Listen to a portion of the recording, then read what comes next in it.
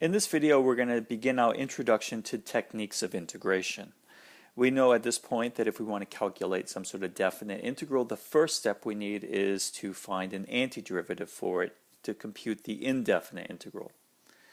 And doing so is not a simple problem. In fact, it's quite challenging in general. And so we're going to lead into a discussion here about the various techniques that we might have at our disposal in order to compute indefinite integrals. My very first technique of integration is very fundamental, and that is just to remind yourself, what does it mean to integrate little f of x to get big F of x over here? So what does an expression like this even mean?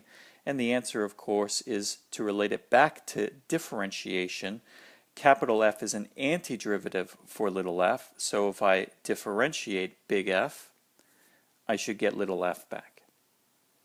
And that really leads us to what you should think of as your first technique of integration, is just to recognize basic integral forms that come from your differentiation rules that you know. So for an example, if I was to integrate secant squared of x, I recognize secant squared as a derivative from my derivative table. And in fact, it's the derivative of tangent, and therefore the integral of secant squared of x is tangent of x. We include this constant c because there are many antiderivatives. All of them differ by a different constant. If I want to check this, all I'm saying to myself is that the derivative of tangent is equal to the secant squared, what I'm integrating, the integrand, and therefore I've got the correct result. Here's another example. I'm going to integrate dx over 1 plus x squared. This is common shorthand to include this dx in the numerator like this. Don't be distracted by it. All it really means is that we're looking at 1 over 1 plus x squared, and we're integrating that with respect to x.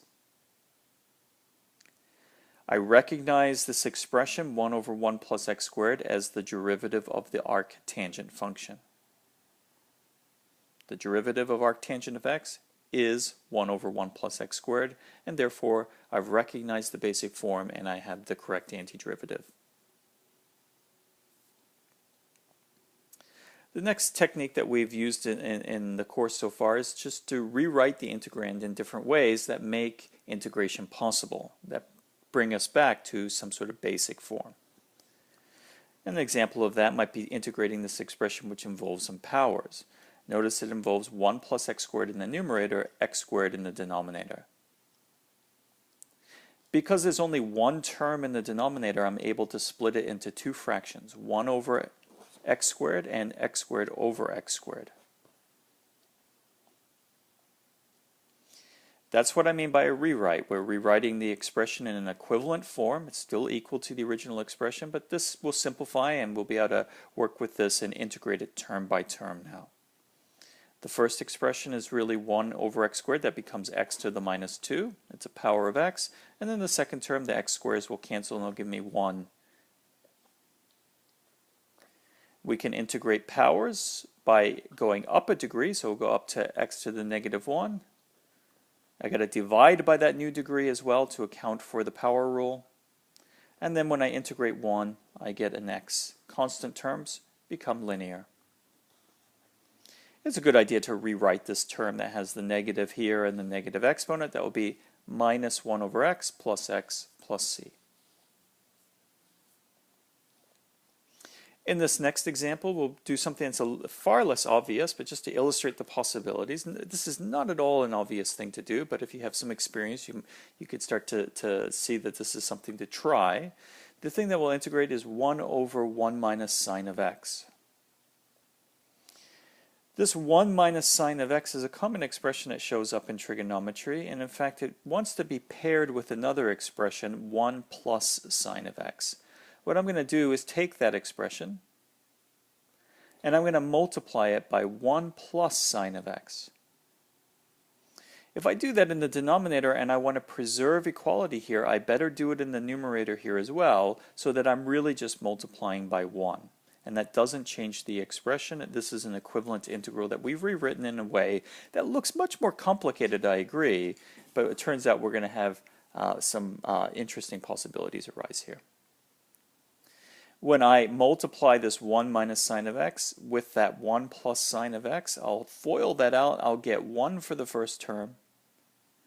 The outer term will be sine of x. The inner term will be minus sine of x. They'll cancel out, and then I'll have minus sine squared. So in the numerator, I have 1 plus sine of x. In the denominator, it will be 1 minus sine squared of x when it's FOILed. 1 minus sine squared of x is an expression you probably want to recognize. It's a version of the famous Pythagorean identity in trigonometry. Sine squared of x plus cosine squared of x is equal to 1. If I solve that for cosine squared, I'll have 1 minus sine squared. So my denominator really is cosine squared of x.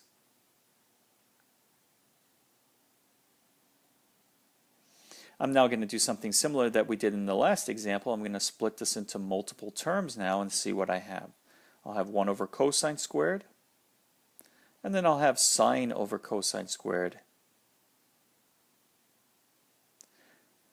The sine over cosine squared is interesting. It's sine, and then I have 2 factors of cosine. So if I split them into 2 factors, I see 1 over cosine and I see sine over cosine. And 1 over cosine is secant, and sine over cosine is tangent. So let's rewrite this. 1 over cosine squared becomes secant squared. And then this expression here will be secant of x times tangent of x by this expression here. Finally, we're done because secant squared is the derivative of tangent, and secant times tangent of x, again, is some sort of basic form I have to recognize. That's the derivative of secant of x.